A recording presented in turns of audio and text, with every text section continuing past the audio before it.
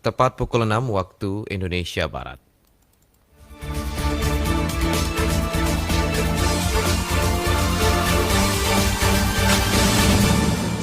Dari Tanjung Pinang, Provinsi Kepulauan Riau, Radio Republik Indonesia Tanjung Pinang menyampaikan warta berita daerah.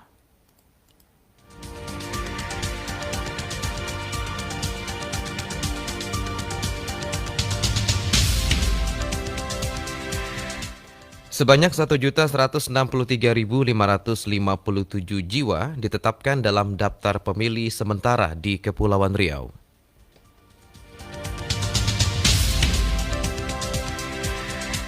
Disperdagin Tanjung Pinang menyiapkan payung hukum kartu kendali gas 3 kg.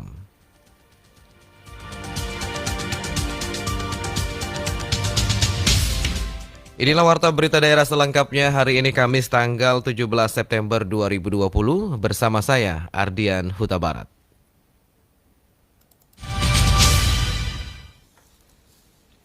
Pemilihan Umum Provinsi Kepulauan Riau menetapkan daftar pemilih sementara Kepulauan Riau sebanyak 1.163.557 orang.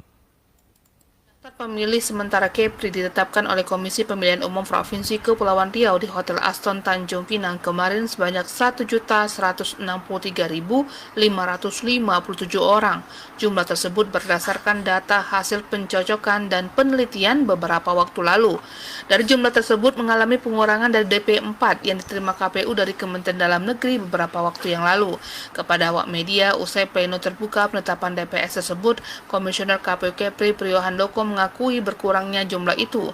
Dijelaskannya bahwa angka itu berkurang disebabkan oleh data pemilih yang tidak jelas dan juga sudah pindah. Tidak hanya berkurang jumlah pemilih, jumlah TPS juga mengalami pengurangan. Pada saat coklit awalnya kita memetakan 4.091 TPS dengan 4.091 PPDP. Nah, kan pada saat coklit ada dinamika, ada proses.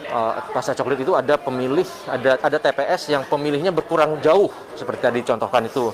Akhirnya di situ dilakukanlah mungkin penggabungan sepanjang ketentuannya tidak dilanggar, yaitu maksimal 500 orang atau 500 pemilih per TPS. Jadi wajar itu dilakukan ketika ternyata dari hasil coklit TPS A dan TPS B ini berdekatan, kemudian jumlah pemilihnya sama-sama sedikit karena ternyata pasca coklit banyak yang tidak memenuhi syarat, ya sudah ini digabungkan supaya lebih efisien. Banyak yang tidak dikenal dan sudah pindah domisili. Nah, jadi itu yang paling dominan ya, yang paling dominan. Apalagi Batam ya, Batam itu kita harus pahami bahwa memang mobilitas warganya sangat luar biasa.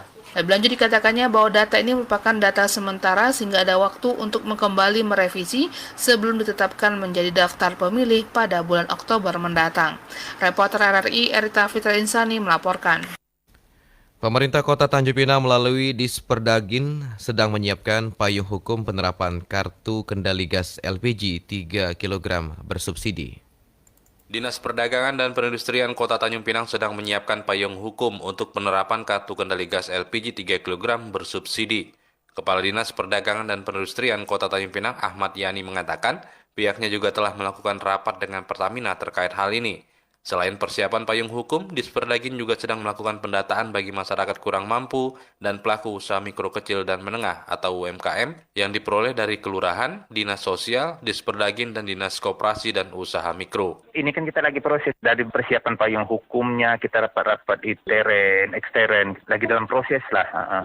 Kan itu masyarakat miskin dengan usaha mikro. Datanya itu kan dari kelurahan, dari dinas sosial, dari dinas kita, dari dinas UMKM. Terus kita MOU dengan pihak terkait, kan ada Pertamina. Nanti mungkin kita pakai kartu bank. Ahmad Yani juga menyampaikan kuota gas LPG yang akan menggunakan kartu kendali sebanyak 6.500 metrik ton. Jumlah ini sesuai dengan kuota gas LPG subsidi Kota Tanjung Pinang selama 1 tahun. Kan kotanya kan 6.000 lebih. Jadi pakai kartu kendali, selama ini memang itu kuotanya, biar tepat sasarannya. Kepala Dinas Perdagangan dan Perindustrian Kota Tanjung Pinang Ahmad Yani berharap sistem kartu kendali bisa secepatnya terrealisasi. Selain Pertamina, Disperdagin Kota Tanjung Pinang juga bekerjasama dengan pihak bank karena pembayarannya akan dilakukan dengan cara non-tunai. Reporter Aryo Wisnu, RRI Tanjung Pinang. DPRD Kabupaten Bintan akan mengevaluasi kembali pembangunan jalur lintas timur atau lintas barat lanjutan karena terjadi musibah tanah longsor di sejumlah titik. Mungkin karena hujan lebat semalam kali. Cuman yang dulu pernah sih longsor juga. Harapannya ya dibersihin lah. Udah bersihin, dilebarin dikit kayak gimana gitu. Soalnya ngeri juga sih. Hujan Mau deras nggak disertai mau, angin kan kencang lewat pada Rabu sini dini hari menyebabkan tebing di jalur lintas timur Bintan, Kepulauan Riau longsor di beberapa titik. Karena lokasi bukit yang dibelah untuk badan jalan itu pinggirannya terlalu curam yang bertepatan dengan perkebunan kawasan kelapa sawit. Sebelum dilakukan pembersihan akibat pohon sawit yang tumbang menutup jalan menyulitkan pengendara sepeda motor bahkan tidak dapat dilalui oleh kendaraan roda 4. Menyikapi hal tersebut, Wakil Ketua Komisi 2 DPRD Kabupaten Bintan Indra Setiawan mengatakan, atas musibah ini menjadi catatan bagi DPRD untuk pembangunan lanjutan jalur lintas timur yang menghubungkan jalan dari kilometer 16 Kecamatan Toapaya menuju kilometer 20 Kecamatan Bintan Timur. Jadi memang sengaja dibuka awal itu untuk pengaspalan. Nah kemudian menjadi catatan kita juga, itu menjadi bahan pertimbangan kita. Itu sebaiknya itu seperti apa. Yang jelas kalau bikinnya seperti itu terlalu curam. Ya salah satu jalan untuk menghemat, dibikin landai lah. Nah, dibikin landai. Atau tidak ya di batu miring, tapi batu miring kan besar biayanya. Dibikin landai aja, tebas lagi sawit itu kan. Yang jelas, untuk sesingkat-singkatnya dibersihkan. Sebelum ada korban masyarakat yang lewat situ, khawatirnya tergelincir segala macam. Jangankan hujan seperti ini, tak hujan aja orang ngeri-ngeri sedap lah situ. Tertimpa boksit di atas itu selesai juga. Salah seorang pengendara di jalur lintas timur, Rino, mengaku terkejut dengan adanya tebing yang longsor. Diharapkan dinas terkait segera mengantisipasi persoalan tersebut sebelum menimbulkan korban. Meski pembangunan jalan tersebut belum terrealisasi 100%, namun sangat bermanfaat bagi warga. Kami ya sebagai pengguna jalan, saya hari-hari sih lewat sini pergi kerja. Semalam sih belum ada kayaknya. Mungkin karena hujan lebat semalam kali. Cuman yang dulu pernah sih longsor juga. Harapannya ya dibersihin lah. Udah bersihin, dilebarin dikit kayak gimana gitu. Soalnya ngeri juga sih. Cuman mau nggak mau kan cuma lewat sini biar dekat.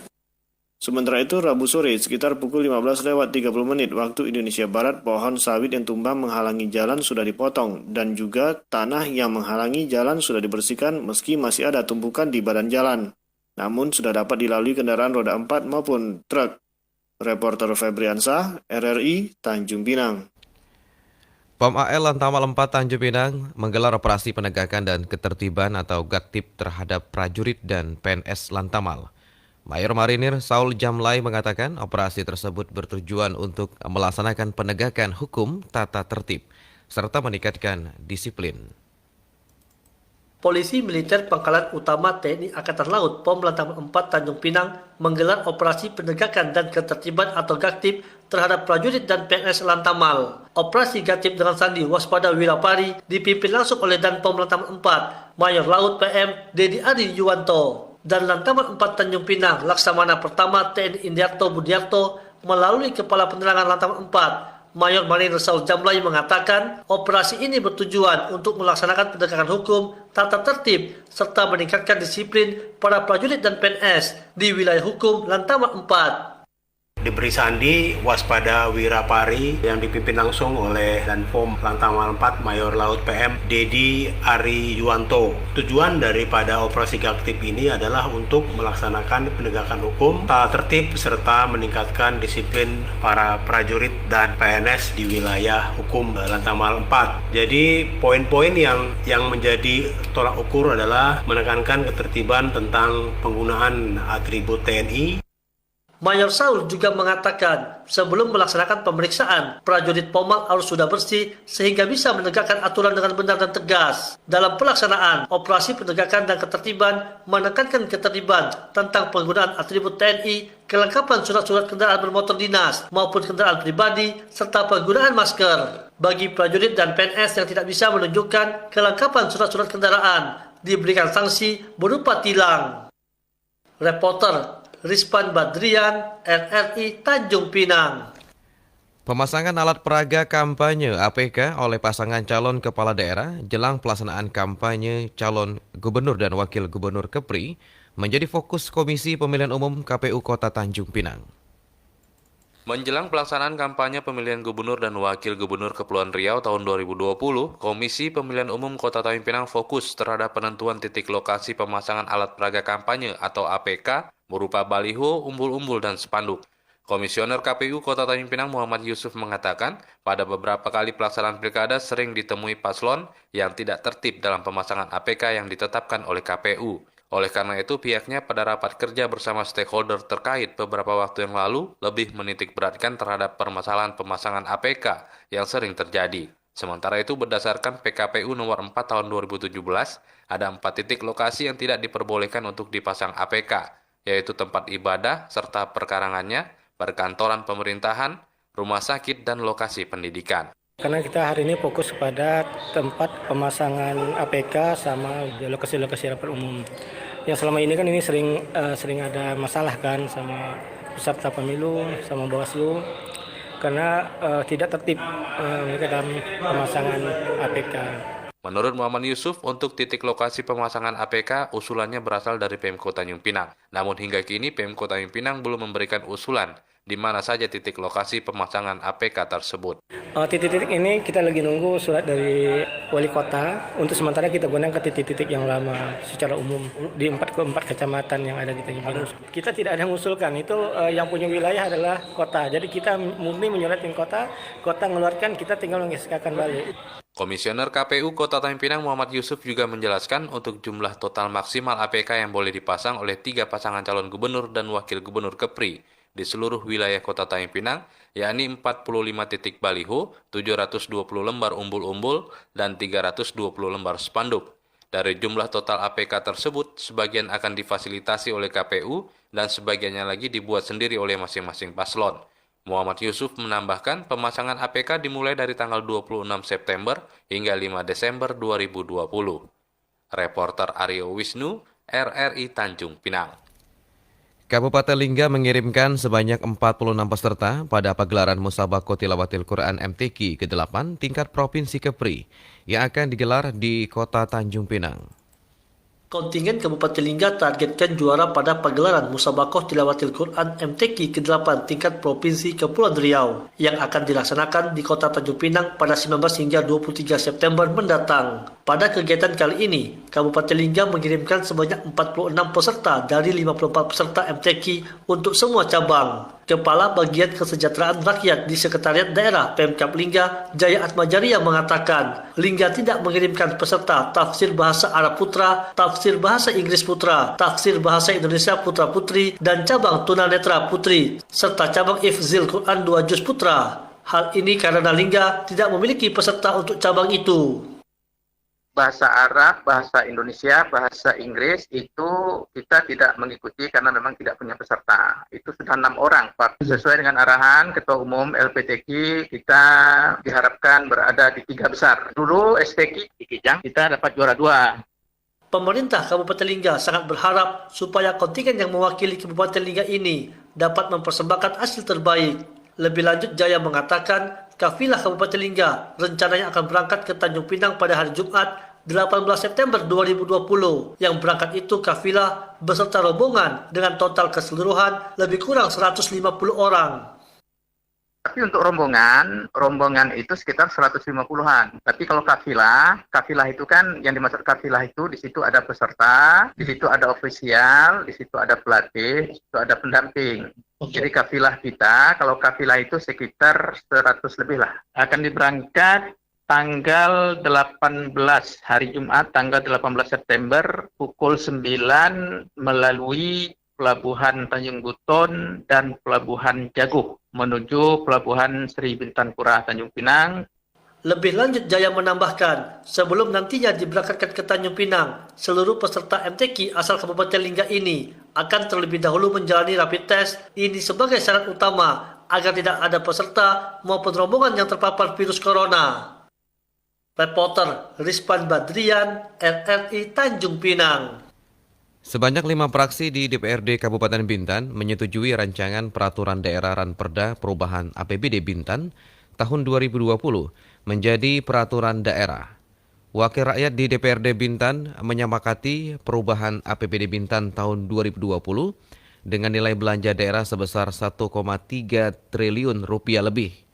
Wakil Ketua 2 DPRD Bintan Agus Hartanto saat memimpin rapat paripurna DPRD tentang pengesahan perubahan APBD Bintan 2020 pada Rabu siang mengatakan, proses pembahasan Ranperda tersebut sudah dilakukan beberapa waktu lalu bersama tim TAPD Pemkab Bintan. Terlebih dahulu kami sampaikan bahwa proses pembahasan rancangan APBD perubahan Kabupaten Bintan tahun anggaran 2020 telah dimulai atau didahului dengan penyampaian Ranperda APBD perubahan Kabupaten Bintan tahun 2020. Sesuai dengan jadwal yang telah ditetapkan oleh Badan Musyawarah, proses pembahasan APBD perubahan tahun anggaran 2020 ini telah dilaksanakan sesuai jadwal yang telah ditetapkan di tingkat Badan Anggaran bersama tim anggaran pemerintah daerah Kabupaten Bintan. Rapat paripurna yang diselenggarakan secara telekonferensi DPRD Bintan bersama pemerintah Kabupaten Bintan diharapkan kegiatan yang sudah diprogramkan dapat selesai tepat waktu karena merupakan bagian dari tertib administrasi sehingga bermanfaat untuk kesejahteraan masyarakat.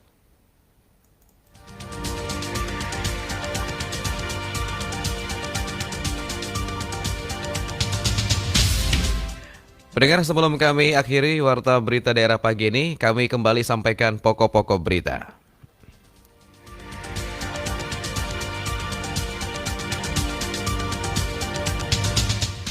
Sebanyak 1.163.557 jiwa ditetapkan dalam daftar pemilih sementara di Kepulauan Riau.